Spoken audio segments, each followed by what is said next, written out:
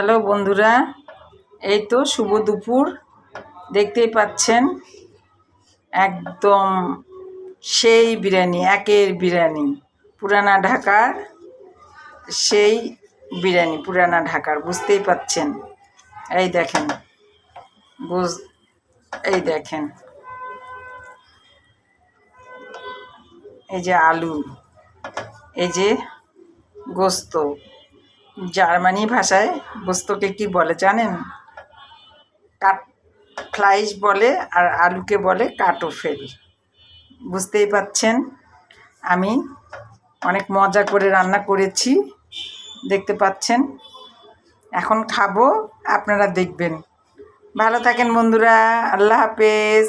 এটা আমার বাসারই রান্না, আমি কারো বাসার রান্না দিয়ে ভিডিও ছাড়ি না, আমি আমার বাসারই রান্না করি। আমার বাসার যেহেতু গেস্ট অলওয়েজ থাকে, আল্লাহর রহমত, এই জন্য আমার প্রতিদিনে একটা না একটা ভালো আইটেমই থাকে। ইনশাল্লাহ দোয়া রাখবেন আমার জন্য, আমার বাচ্চাদের জন্য।